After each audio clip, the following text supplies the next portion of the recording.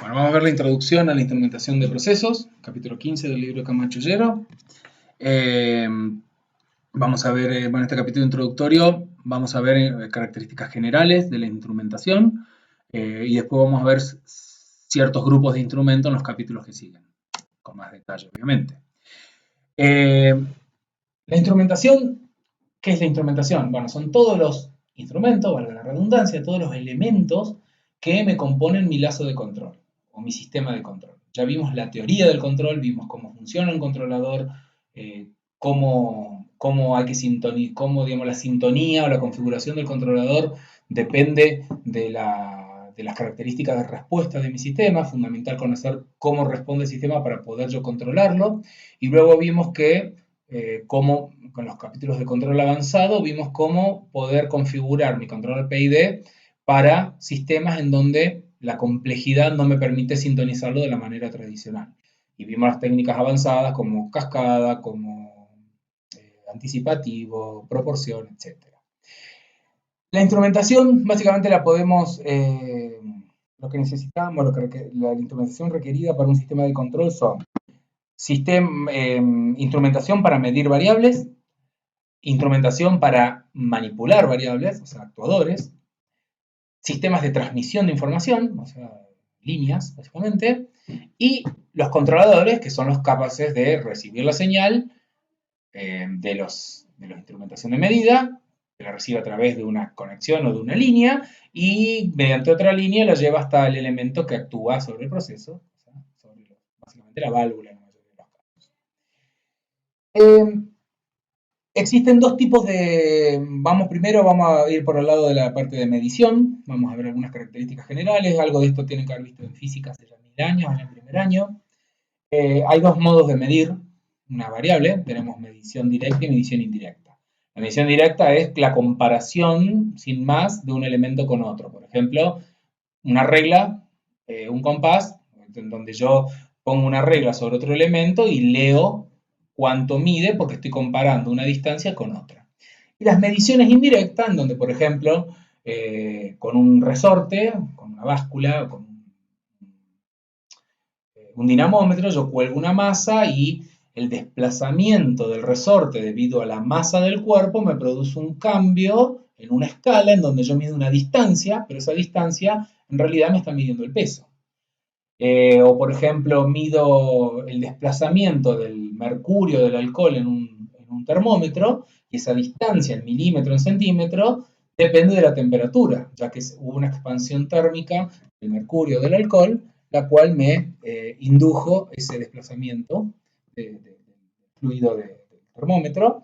O por ejemplo, bueno, acá tengo algunas representaciones, cuando mido la presión en un manómetro, la deformación de este tubo, que es hueco, ¿no? Un tubo donde acá ingresa la presión que quiero medir, al ingresar el gas o el líquido, esto se deforma y me produce el movimiento, nuevamente mido una distancia, en este caso una distancia angular, que se transforma en una medición. Sucede que ninguna de estas mediciones, así como se las presenté acá, me va a servir para mis sistemas de control. En mi sistema de control yo necesito señales estándares, o sea, señales ya sean 420 mA, en voltaje o en presión, eventualmente ya no existen casi las señales de presión para variables medidas. Y entonces es necesario que mi controlador, que mi elemento, mi instrumento de medición tenga cierta característica. Para la medición de variables en sistema de control necesito mi sensor transmisor va a estar compuesto de... Si esta es la magnitud que quiero medir, la que fuera, necesito algún elemento físico que sea capaz de detectar esa magnitud, ¿no? Estamos hablando en forma general. Luego, generalmente esa captación, en la mayoría de los casos, se relaciona con la medición de algo muy pequeño en el sentido de ya sea volt, milímetros, resistencia, lo que fuera, y es necesario traducirlo para poder amplificarlo a una escala que sea útil. ¿Bien? Y luego, una vez que lo amplifiqué, que ya tengo una señal estable, de buena calidad, manipulable desde el punto de vista electrónico, necesito convertirla a una señal estándar. ¿Por qué? Porque mis controladores necesitan una entrada determinada, por ejemplo, 420 mA. ¿Bien? Este sería el proceso completo. No todos los sensores tienen todos los elementos, algunos tienen unos sí, algunos sí, otros no.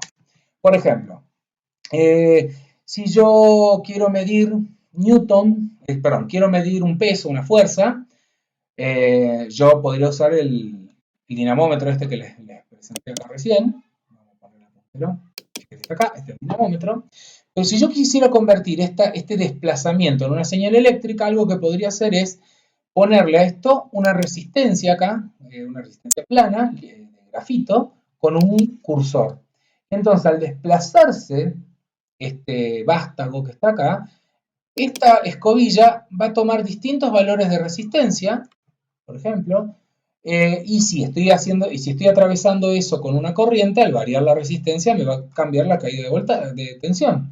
Entonces, esa tensión luego la podría convertir a 420 miliamperes, y entonces tendría, de alguna manera tengo un fenómeno que lo capto por un desplazamiento y luego ese desplazamiento lo transformo en un voltaje y ese voltaje en una corriente.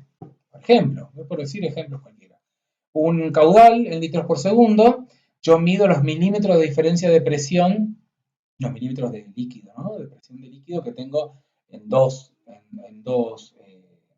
en dos secciones de un tubo en U.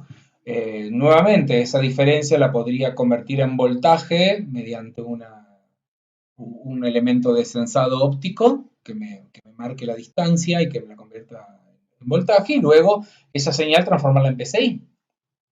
Lo mismo podría ser con una termocupla, en el caso de medir temperaturas. Cuando uno mide una temperatura, el sensor me envía una señal en el orden de los microvoles, es un valor muy chiquitito, el cual yo luego puedo con un transductor amplificarlo a volts y luego esos volts convertirlo en miliamperes. Lo mismo podría ser con un sensor de velocidad que mide en cuenta vuelta, que mide las revoluciones por minuto. Yo lo que podría hacer es en el eje que está girando poner un sensor, un elemento, un imán que pasa por un sensor de efecto Hall o cualquier otro sensor magnético, y cada vez que pasa ese imán por el sensor me da un pulso.